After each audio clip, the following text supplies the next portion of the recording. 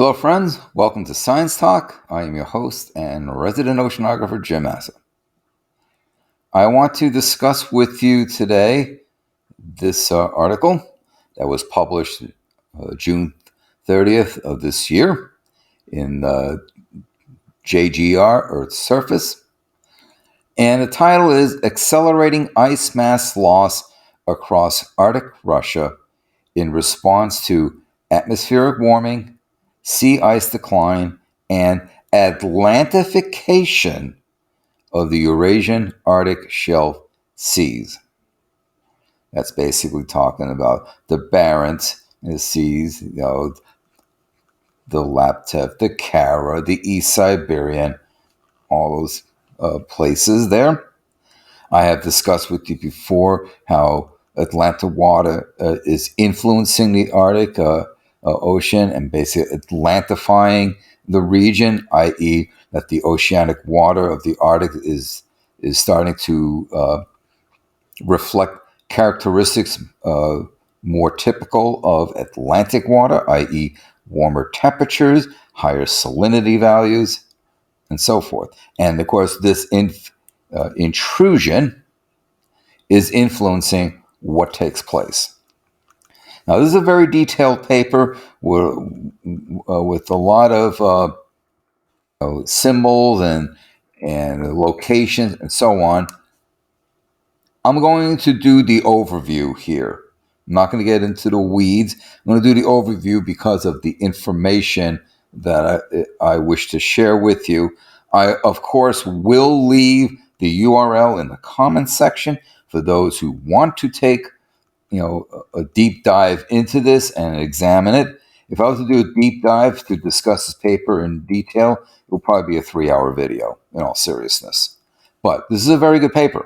I want to share with you their findings because they are actually showing specific cases, actual data that basically backs up, supports what I have been saying for some time, that the warming oceanic water is melting the ice, and if there is no ice, the heat will diffuse into the atmosphere, warming the atmosphere. Well, they have data showing exactly that. So I basically wasn't blowing it out my back end. Anyway, so let's take a look at the abstract here. Glaciers and ice caps of the Russian Arctic are currently experiencing accelerating mass loss as a result of strong atmospheric and oceanic warming in the Barents and Kara Sea, which they call the BKS region. So Barents, Kara Seas, plural. Since 2010, this loss has been driven by both increased surface ablation and dramatic shifts in ice dynamics at individual drainage basins across the entire Eurasian High Arctic. Here we provide a high-resolution spatial and temporal overview of ice surface elevation change, mass imbalance across both Novaya Zemlya and Severnaya Zemlya. Novaya Zemlya means new earth, and Severnaya Zemlya means northern earth or northern land. So they use the Cryosat-2 interferometric swath altimetry from 2010 to 2018. We find a total mass imbalance of basically a decrease of 300 kilograms per square meter per year. A is for annum. Right? You could have used YR with the -1 exponent per year, but that's basically, so technically a decrease of 300 kilograms per square meter per annum, ANNUM, marked by a strong east to west gradient with higher rates of loss over Novaya Zemlya, 9.7 plus or minus 0.5 gigatons per annum,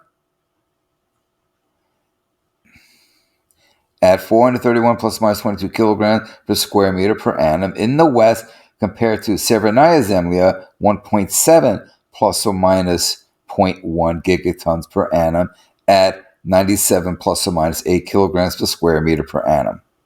So basically, What they're doing here is they're basically saying this value here, for example, is the loss of ice mass in kilograms per square meter per year.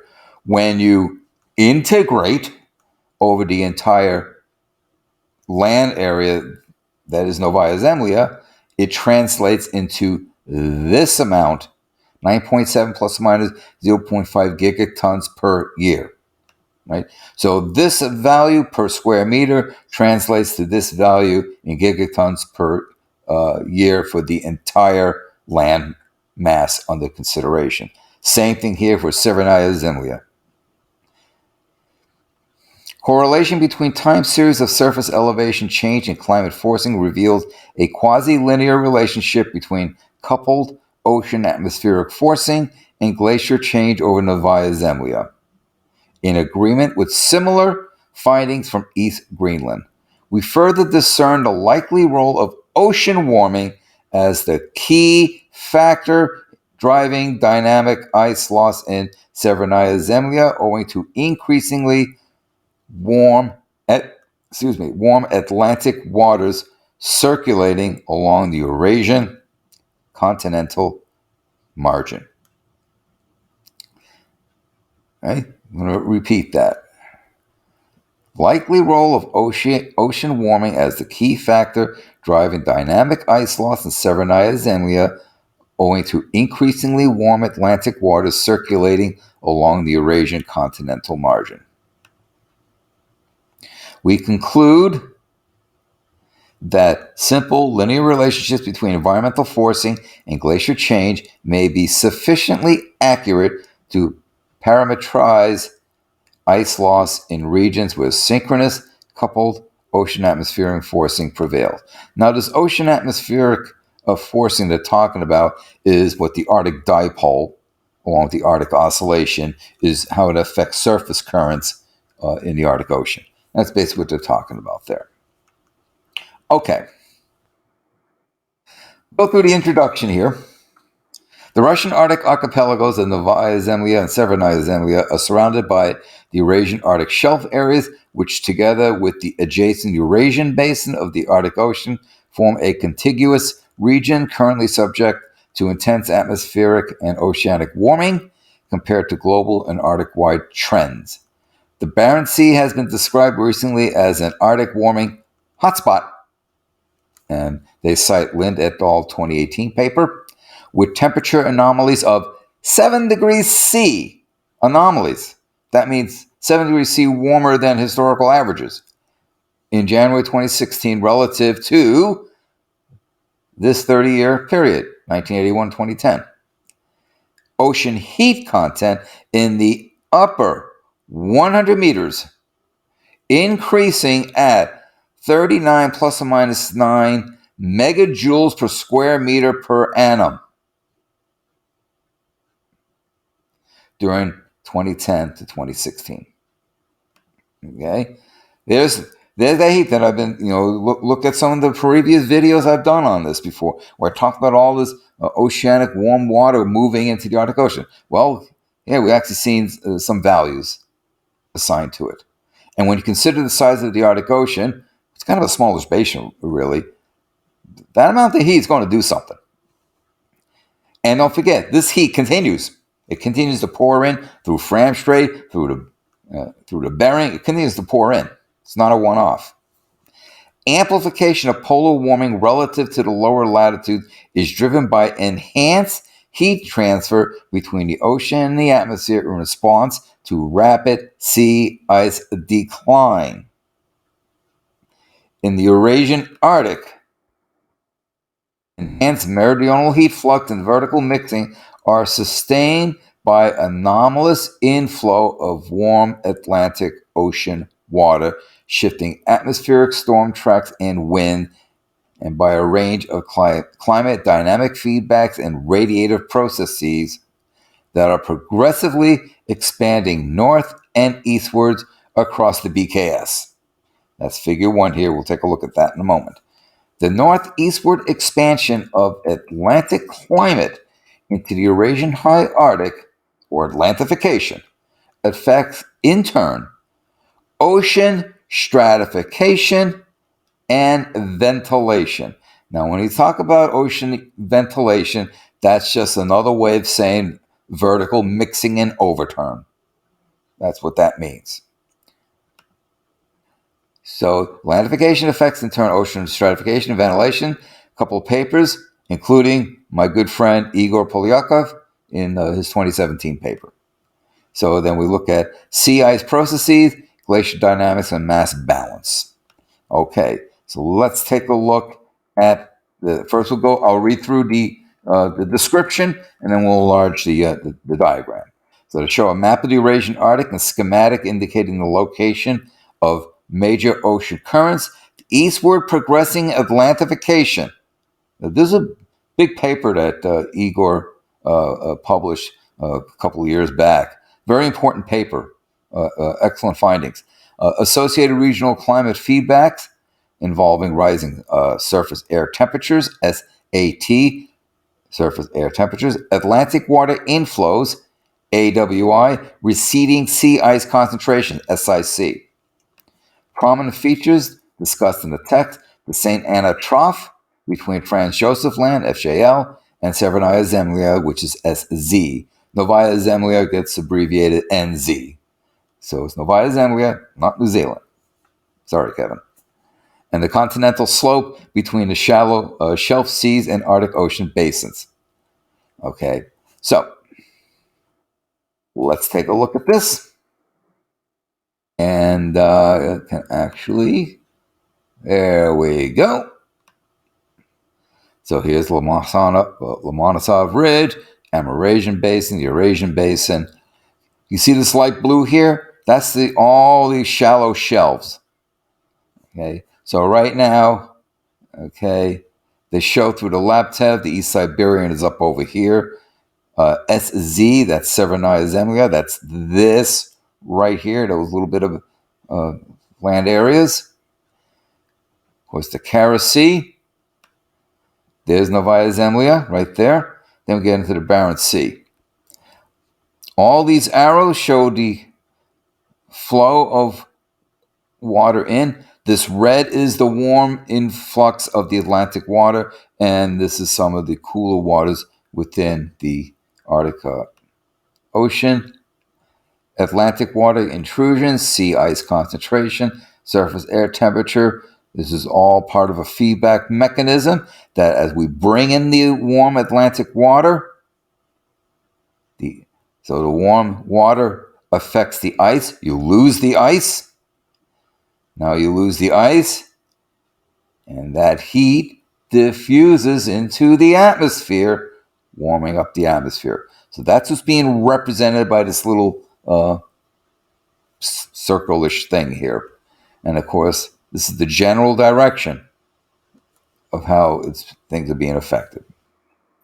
So over here, we're going to have the ocean bathymetry. Basically, yellow is shallow, basically 0 to 50 meters. So when you get into the deep blue, like right over here, that's more getting over the slope. So this would be shelf area. Then we go over the shelf break, down the slope. We get a little deeper waters here. And the L that you see here are study areas. And the L represents facing the Laptev Sea. The K basically designates facing the Kara Sea.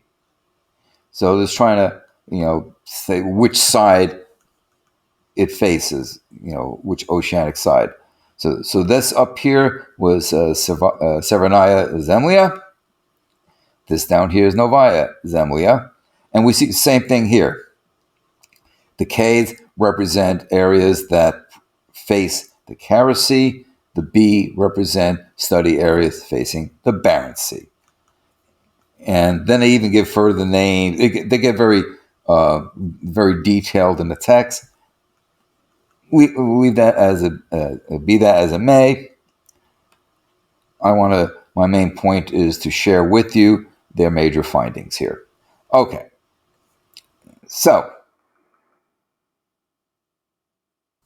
consistent with these trends, glaciers and ice caps of the BKS have received increasing attention, and with observations revealing an acceleration in both ice loss and ice velocities at the glacier front during the past 2 decades. In other words, the speed at which the ice is coming off, off the land is increasing, which means the ice loss is accelerating. The region's mass imbalance is attributed primarily to surface processes. A growing number of glacier catchments and ice cap margins are disintegrating rapidly, indicating the increased role of ice dynamics as a driver of total mass loss. The mechanisms by which amplified warming and internal dynamic instabilities generate the diverse patterns of glacier responses observed across the Eurasian High Arctic, however, remain unclear. Understanding these mechanisms is essential for addressing current knowledge gaps to help improve the parametrization of processes occurring at the ice-ocean interface, and thus critical for achieving more robust global sea level projections, i.e., make better projections, make better modeling. So that's basically what they're trying to do: understand better the mechanisms for what is being observed. But then it's saying how they're going to do what they're going to contrast spatial, or as I like to say, spatiotemporal patterns. And they get into a big, huge section of data and methods. Okay. Now, not going to really go through all that. What I do want to say is when you see this DH right here, that's basically, it's a calculus term, really. Like think of when you have, for example, y equals x cubed plus 2x, for example. Take the derivative. You say what? dy dx is equal to 3x squared plus 2. Okay? dy, the change in y over the change in x. Well, dh is the change in height. So basically, they're referring to how much does the ice thickness, the ice height, decrease. So when you see dh throughout here, for those of you who want to examine this paper on your own, the dh means a change in height. So that's what we're going to do here. Now, they also have, for example, they look at the data and they partition into marine terminating and land terminating. Basically, does the ice terminate in the ocean or on land? Land ice extending over Novaya Zemlya and Severnaya Zemlya covers a total of 38,135 square kilometers, representing 75% of the total Russian Arctic's glaciated area, estimated 87% of its volume. This equates to 27.9 plus or minus 7.2 millimeters potential sea level change, representing 16% of the entire Arctic glaciers and ice caps, 9% of the global total, including glaciers and ice caps peripheral to Greenland and Antarctic ice sheets. All right, so let's say we round this to 28 millimeters. Well, 30 millimeters is 3 centimeters. So we're talking basically, in essence, from 2.3 to say 3.5 centimeter potential increase in sea level. May not sound like a lot, but it is. Right? That's what they're talking about there. If you take this to be 2.8, centimeters, we're going from 2.1 centimeters to 3.5 centimeters potential sea level increase. Ice loss in Severnaya Zemlya is dominated by a small number of marine terminated basins, while thinning in Novaya Zemlya prevails over almost the entire extent of the glaciated area. And that's referring to figure 2. And let's run back up to, that's this here. So and showed earlier. We might as well take a look at this now. So let me increase this.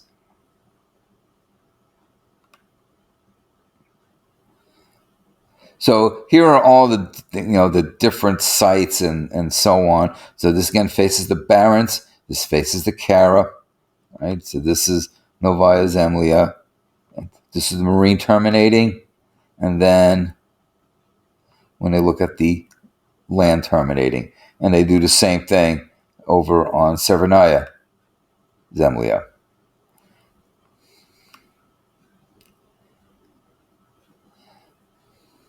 And they talk about surface elevation change, meters per annum.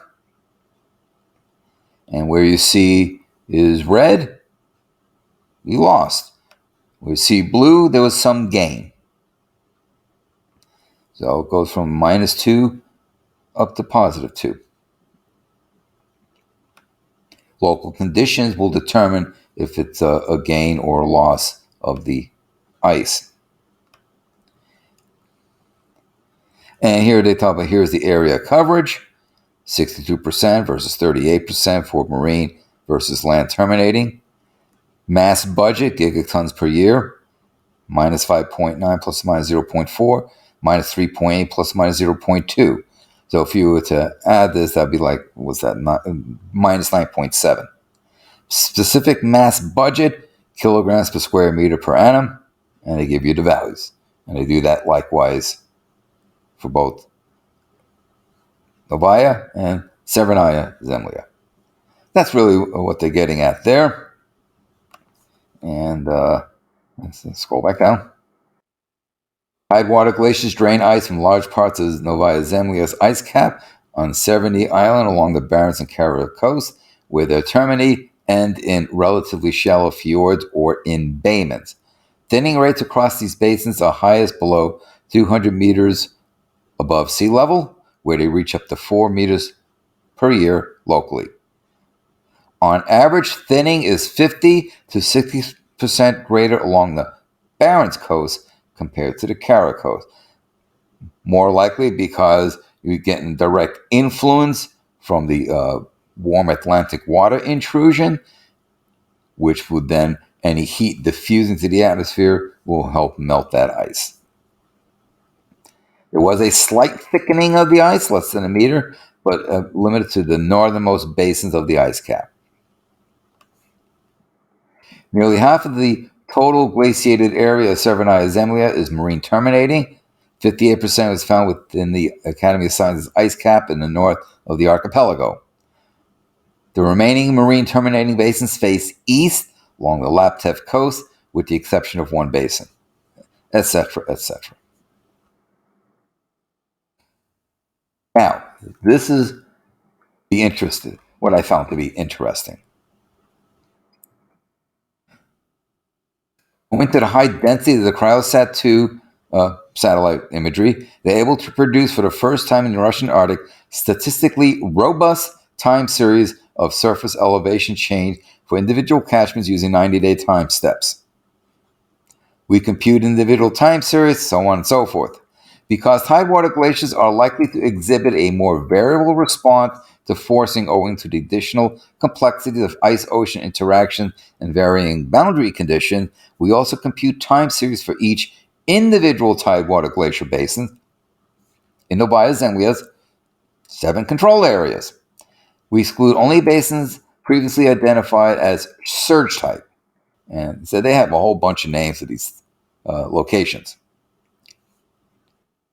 For Severnaya Zemlya, we generate time series over basins that dominate total mass loss. So let me read through the caption for Figure 3, and then we'll take a look at this. Time series of cumulative surface elevation change, DH, over the 12 control areas, as defined in Figure 1. We looked at that earlier. Total glaciated area of marine and land terminating, black. Single basins, marine terminating only, which is colored. For Novaya Zemlya, A is the northernmost basin in each control area. Other basins are numbered in alphabetical order, moving southwards. For Severnaya Zemlya, the nomenclature of all Academy of Sciences ice cap basins is based on Moholt, Hyde et al. In a 2012 paper, and Sanchez Gomez, 2019 paper. The y-axis shows a 3 meter per vertical unit scale, and that applies to all figures. Okay, so let's open this up. Hello, there we go. Okay. So on the left is Novaya Zemlya, on the right, Severnaya Zemlya. Here are the different basins, the different colors. The thicker black is the total for marine terminating, and then the dash is land terminating. Then the ice ends on land, ice ends in the water. And they do that for all of them. So let me increase the magnification.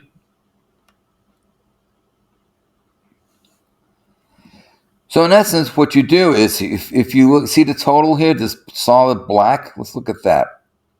You see how we have some of these colored areas above it, some below it. Think of this as sort of like a median. It's not precisely as median as in the statistical term, but that kind of makes sense because it is the total. So if some's going to be above it, some's going to be below it, you total it out, positive and negatives and so forth. So this shows you the total for this one basin.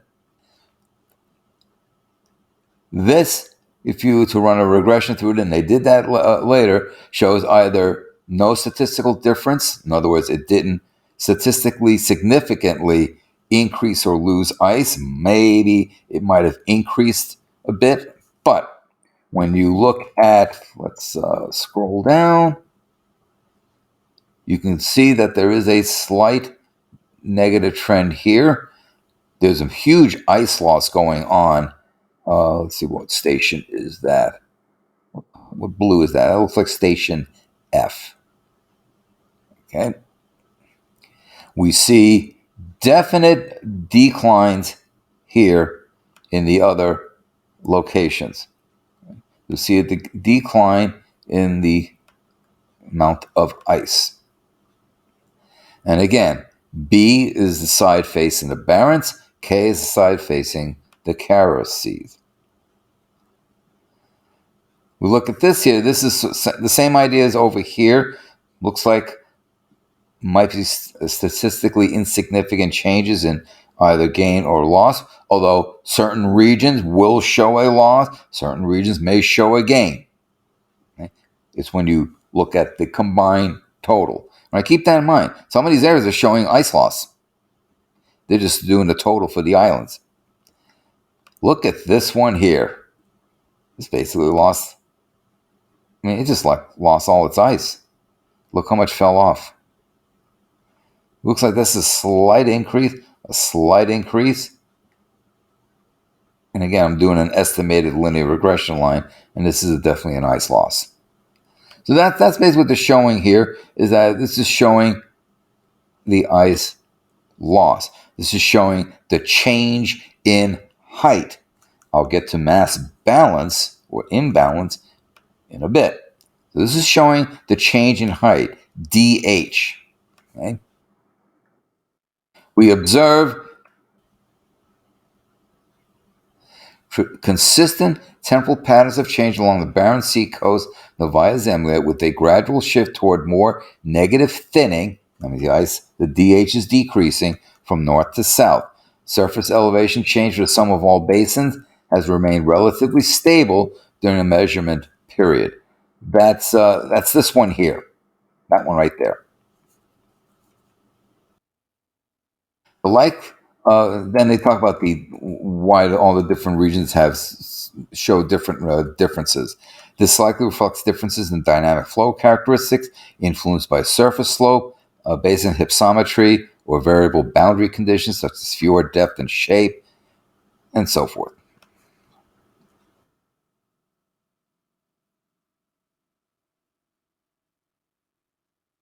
The slowdown in retreat rate, or in some cases advance of tidewater glacier termini during the period 2013-2015, documented by Carr et al., Saraki et al., is reflected in our DH time series and is particularly visible along the Barents coast, with more pronounced thickening up to 2 meters in the northern areas compared to the south. Temporal pattern of ice mass change over Severnaya Zemlya is characterized by two distinctive modes of imbalance. The first mode is represented by spatially widespread, uniform, slow mass gains, which is evidenced by 0.1 plus or minus 0.1 meters per year, mean surface elevation. Okay, that's shown like here, and then these two specifically, this one and that one. That's what they're referring to.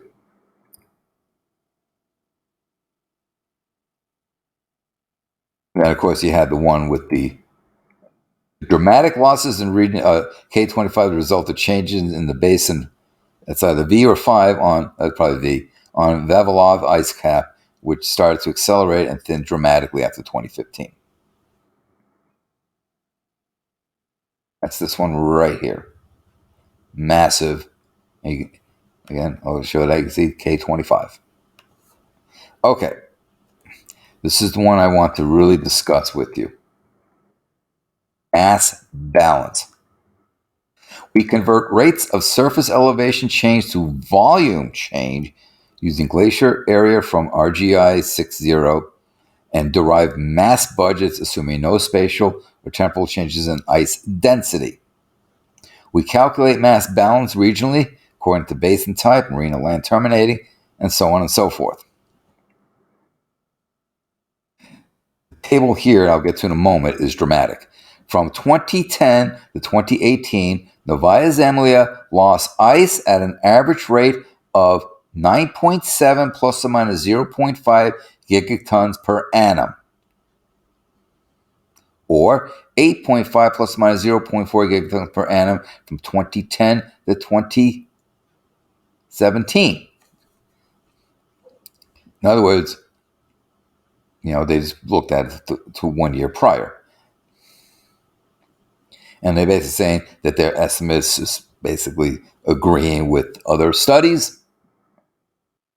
Marine terminating basins of the Barents Coast account for 39% of the Novaya Zemlya's total loss, 3.8 plus minus 0.3 gigatons per annum, and sustain the highest local area-specific loss rate across the archipelago, with rates below 500 meters above sea level up to 1,439 plus or minus 32 kilograms per square meter per annum.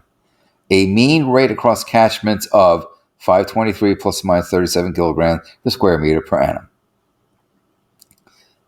These mean rates of loss are 72% and 59% higher than those observed within the same elevation band on land terminating basins along the Barents and Kara coasts. So let's take a look at Table 1. So, Table 1.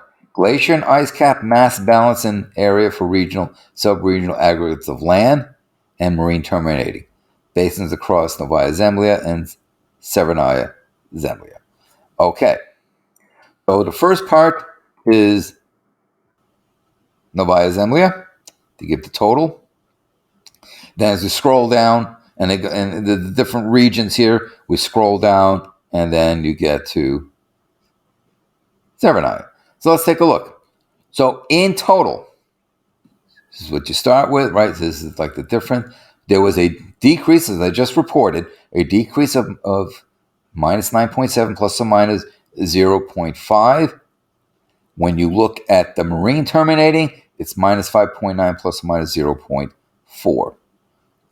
Then they look at greater than 500 meters or less than 500 meters above sea level. As you can expect, there's more ice loss when you're below 500 meters than when you're above it.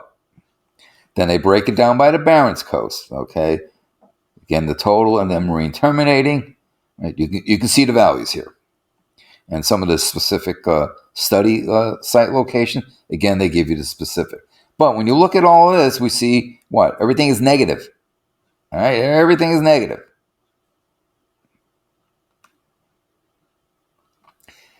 Come to the Kara Coast. Everything is still negative. And all the different study sites here.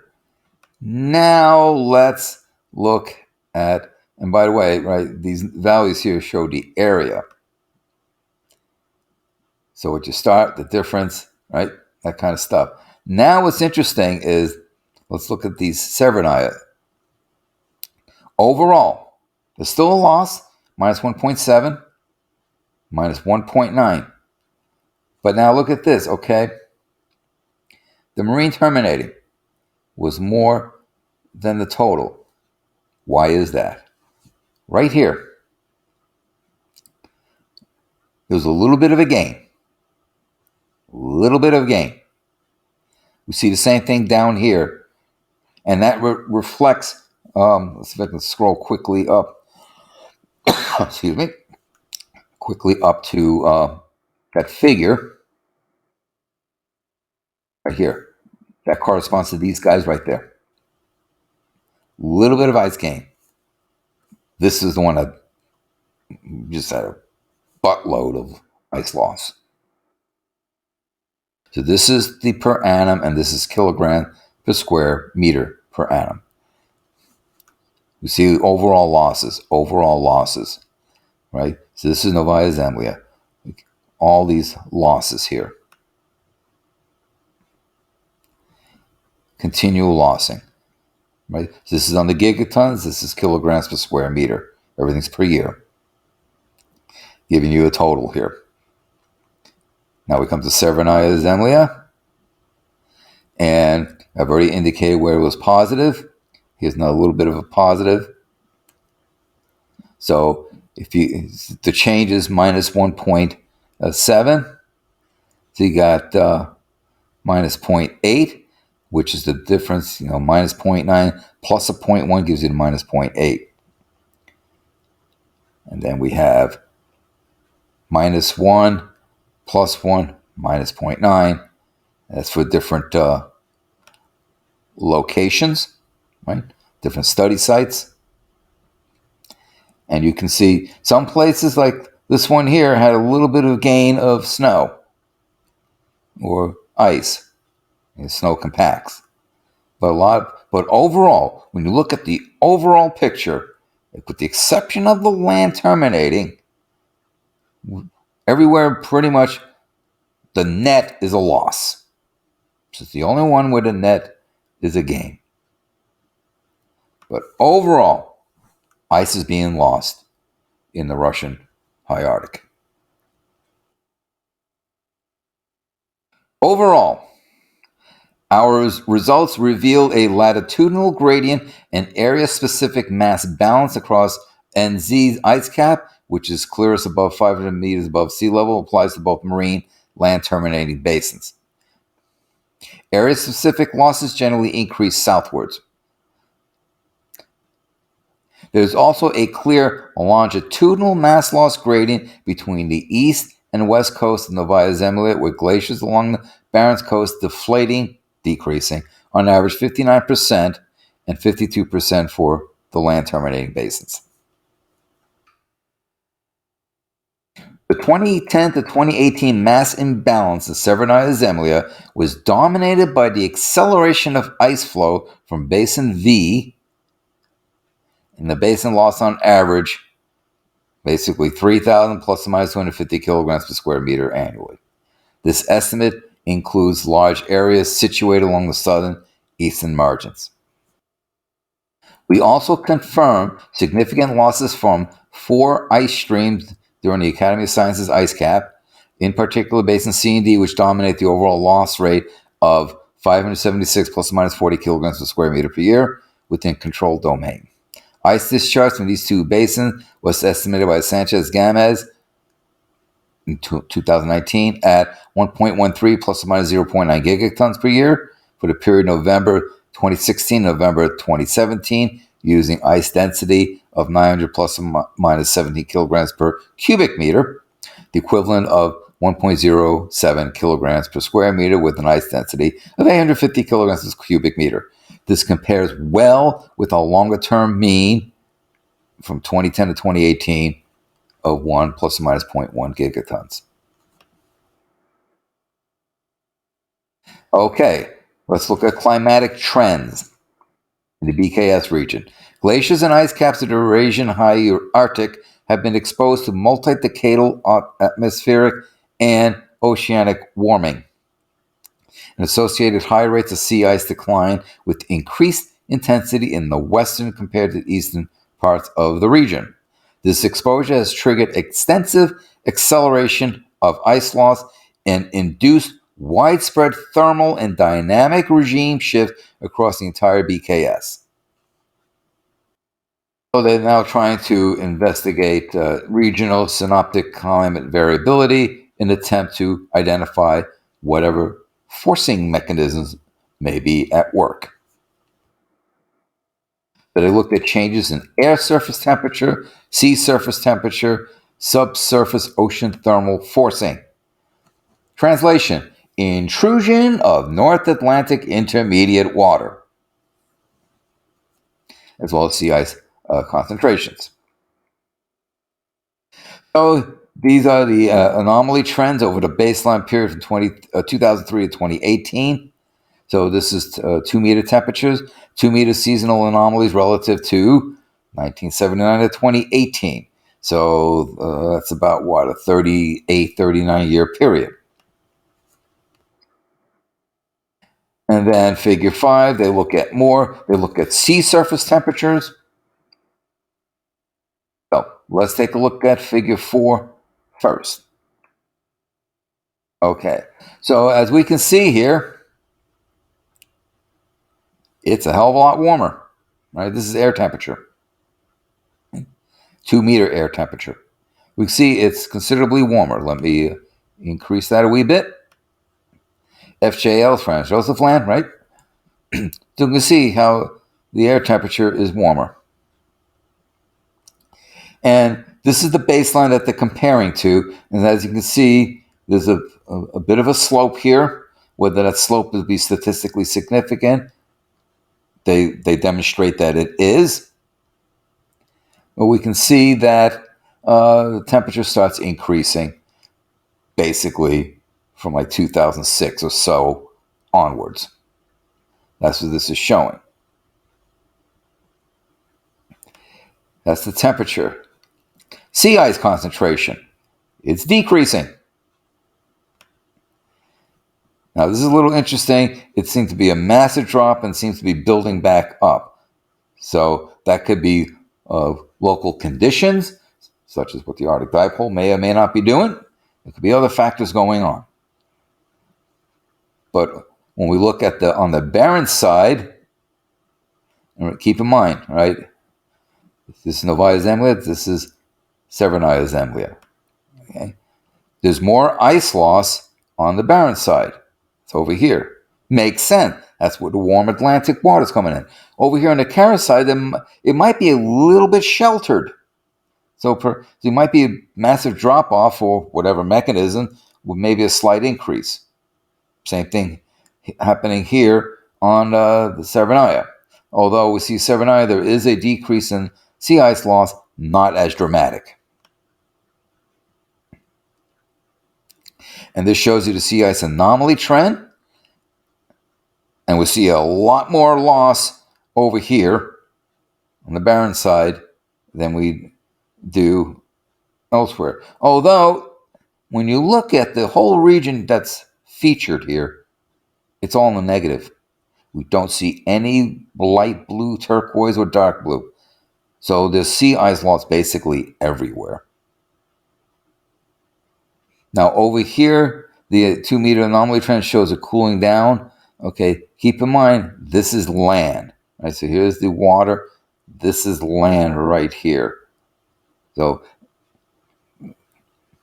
but we see the ocean warmer. The air above the ocean is considerably warmer, right, by a quarter of a degree per annum.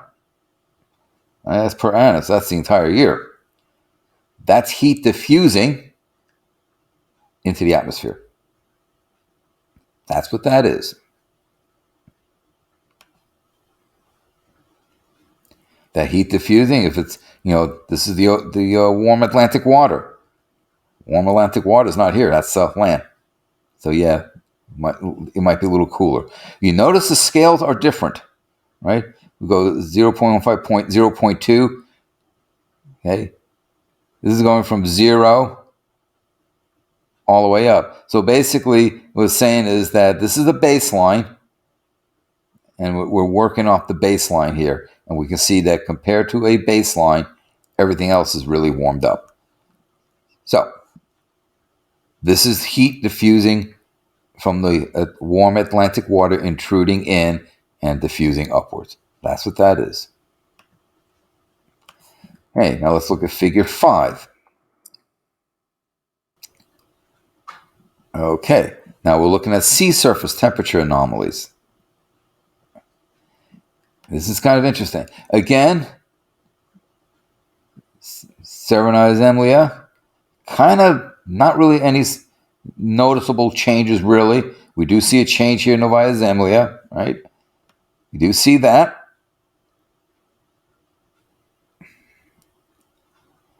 And then this is the intrusion. And we can see the effects of the intrusion. So let's take a look at the charts here. Okay. Sea surface anomaly trend. Again, 0 is kind of your baseline. And where do we see the greatest warming? Right here in the Barents. Right, I discussed with you before how the Barents is really being Atlantified. And I just discussed a recent video where sea ice is being Atlantified, i.e. being affected by the warm Atlantic water. So basically that heat is being used to melt the ice, hasn't quite, remember, Igor is showing that this water is moving its way from west to east. So the influence is going to take some time to work its way eastward to start, Atlantifying the Laptev Sea, Atlantifying the Kara Sea. The Barents Sea is definitely being Atlantified. Kara Sea, overall, not so much. Laptev Sea, overall, not so much. But it is working its way there. So in a few years' time, some of these colorations I would expect to see here, and maybe some of the yellow over on this side for sea surface temperatures. Now, sea surface temperature is actually going to be a little cooler than the SOTF, which is basically the North Atlantic Intermediate Water Influence, water coming in at intermediate depth. And take a look at it, right? You can see how it's starting to reach in the Kara and the Laptev Sea side, right? See how we have the warm here? It's not here. This water at intermediate depth is warmer, and that influence is being felt, as we can see here and out into here. That's what these are showing. They're showing the influence, especially this graph here, showing the influence of that North Atlantic Intermediate water.